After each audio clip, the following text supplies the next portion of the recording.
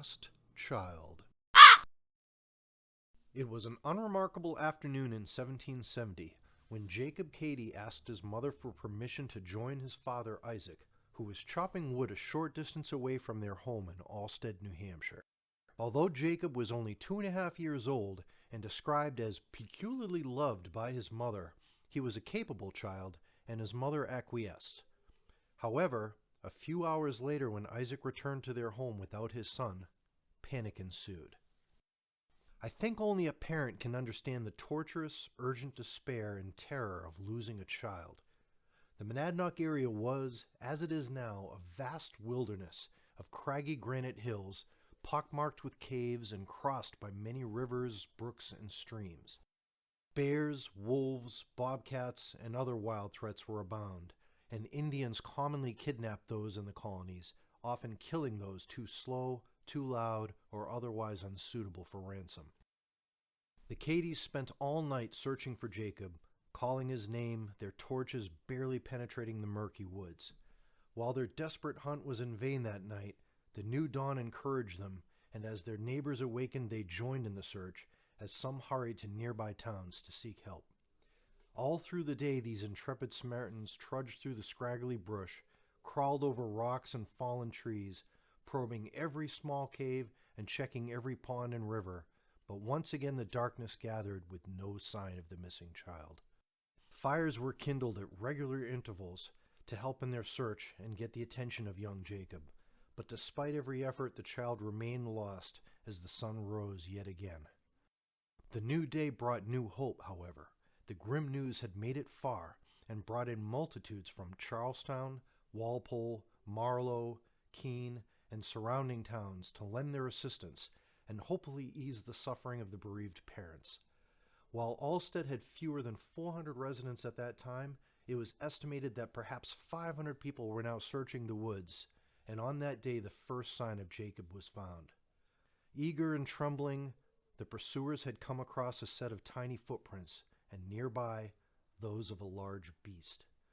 Dismayed, they continued their hunt, but as the day declined, no more signs of the child were found, and hopelessness set in for many, some returning to the Cadys' home. "Alas," said the mother, exhausted and grieving, "if I could know that the child was relieved from suffering, even by the devouring beasts, I could be still. Could I see a fragment of his torn limbs, I would say no more. But can I lie down to rest, not knowing but my little Jacob is wandering and starving in yonder gloom? Can a fond parent forget her child, or cease to look for the little wanderer? Even the sleep of night would be disturbed by the visionary dreams of his suffering state and the seeming cries for a mother's aid." Those who heard the mother's words could not fail to be moved by them, and their hopelessness faded as their noble sentiments were aroused. They renewed their efforts and were emboldened at the news that a search party was being formed by none other than General Bellows, who the nearby town of Bellows Falls was later named after. Even as the darkness grew, it only hastened them and strengthened their resolve. As hope for the child dimmed, officers began assembling their troops, and prominent locals gathered more volunteers. The woods were soon echoing with the sound of their calls and footsteps. A signal was worked out. If any sign of the child was discovered, a shot would be fired. If the child was found dead or near death, 2 shots. If he was alive and well, the guns would fire 3 times in celebration. Anxiously, Jacob's parents and those with them waited at their house, ears strained to hear any sound from the dense woods to the south. No sooner had their attention begun to subside than a shot was heard. Those in the house looked to each other, conflicting emotions flashing on their faces, until the second shot was heard. Fearful apprehension took them all. Was the child dead? Now all were silent, struggling to hear, afraid they would not. The third shot rang out, breaking the dreadful suspense and bursting the veil of uncertainty. The change that swept over the faces and hearts of everyone in the room is more easily imagined than described. Jacob was alive and well. But how? The boy had been found sleeping near Warren's Pond and appeared in good shape, despite a few scratches and bruises.